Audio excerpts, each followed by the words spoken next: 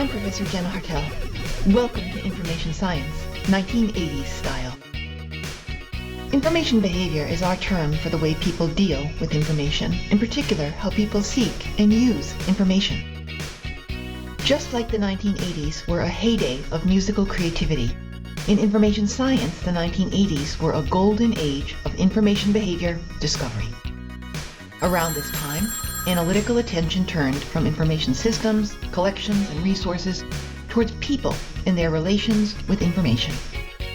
Many big ideas of information behavior were hatched, particularly in the form of models. This video selectively profiles 4 female scholars of information behavior from the 1980s and their landmark contributions. My goal is to quickly introduce newcomers to a few information behavior visionaries, and to help everyone deepen and consolidate their understanding of these 4 concepts through a systematic, comparative approach. To be fair, there were many other important breakthroughs of this era. Nicholas Belkin identified the anomalous state of knowledge that precedes an information search. Tom Wilson clarified the essential distinctions of information searching, information seeking, and information behavior.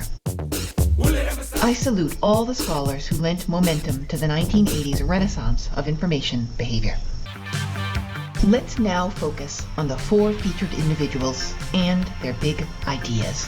For each, I will provide a biographical sketch and then name their contribution. I'll identify the metatheoretical perspective and state the methodologies and research methods that generated each discovery. Then we'll behold the contribution and its highlights. After this systematic treatment, the video ends with a visual summary that also states enduring impacts of the 4 innovations. Brenda Dervin, a scholar from the field of communications, had a lifelong interest in how people communicate and act when they need information. Through the 70s and culminating in the 80s, she developed the sense-making approach, a framework for understanding how people make sense of their worlds and how they use information and other resources in the process.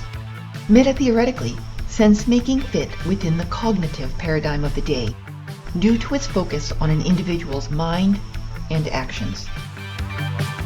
Sense-making has roots in empirical research.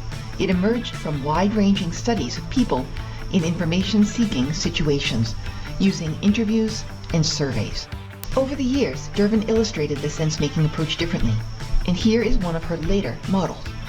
It features an individual moving through space and time in the unique situation of their life. A shortage of information is perceived as a gap that stops their forward progress towards a future use or outcome.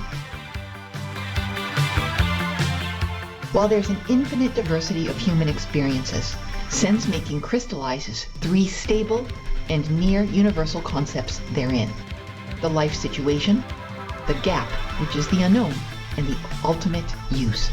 These 3 concepts are helpful to researchers and information professionals such as librarians, for through a better understanding of the situation, gap, and use, they can help restore the individual's forward progress through space and time.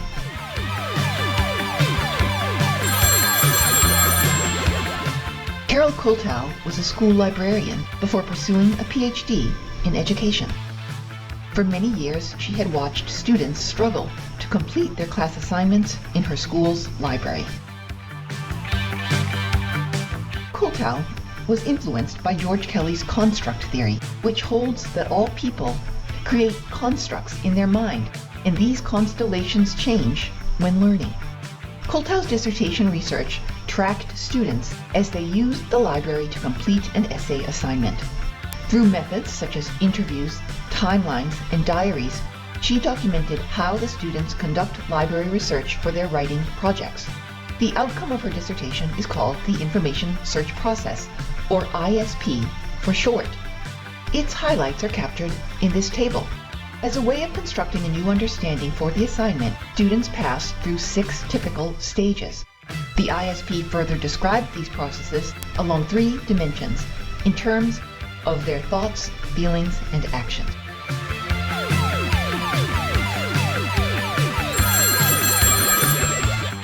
Marcia Bates received her PhD in Library and Information Science and had a long and accomplished career. She has written and spoken extensively on the nature of information and the information disciplines. Here we are focused on her model of information behavior from the late 1980s called berrypicking. Berrypicking, like the other ideas of the 1980s, reflects the cognitive metatheory. At the same time, berrypicking emerged within a design paradigm, for its purpose is to improve the computer interface to digital information collections. Behold, the berrypicking model. The curving line represents an information seeker's experience over time and their interactions with information systems and document collections. They begin with an initial search query, which generates documents. After some thought, they revise their query and search again, sometimes in a different information collection. This happens again and again. In the berrypicking paper, Bates also describes 6 different possible search strategies.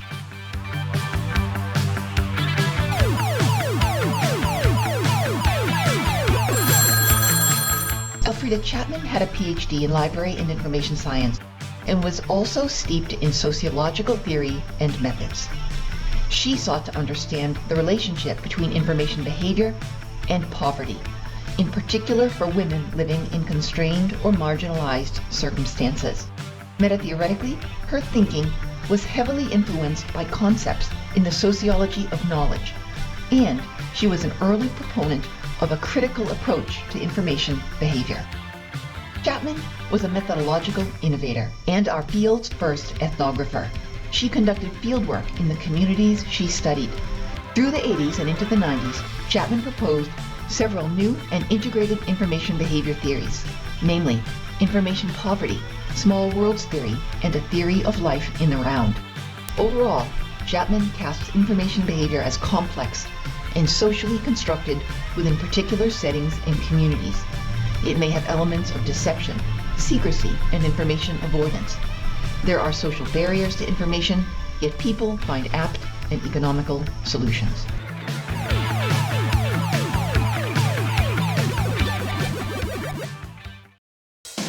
Now, let's step back to review and consolidate these 4 visions of information behavior from the 1980s. We will also consider their long-term impacts and applications in the decades that followed. From the perspective of communications, Brenda Dervin's sense-making theory and methodology identifies 3 universal aspects of information seeking: a situation, gap, and use. The concept of a unique situation led a next generation of information behavior researchers to heighten attention to context. Kuhlthau's information search process established how students enacting an essay assignment construct new meanings during library research. The ISP named and described 6 typical stages of that process and showed the interplay of thoughts, feelings, and action. Kuhlthau's work built a bridge between education and information behavior and opened up a frontier into the affective dimension of information seeking. Marcia Bates' berrypicking model holds that information seeking and searching are dynamic and iterative. Queries, search strategies, and collections change along the way. Information is gathered a bit at a time, like berries picked from different shrubs in the woods. Berrypicking made many precise design recommendations that were applied effectively, generating the naturalistic online searches of today. Elfreda Chatman introduced sociological and critical perspectives into the study of information behavior. Her work suggests the complex social construction of information, which cannot be reduced to simple mechanical models. Chatman pioneered ethnographic methodologies in information science and sparked our field's turn towards more critical perspectives, questions, and concerns.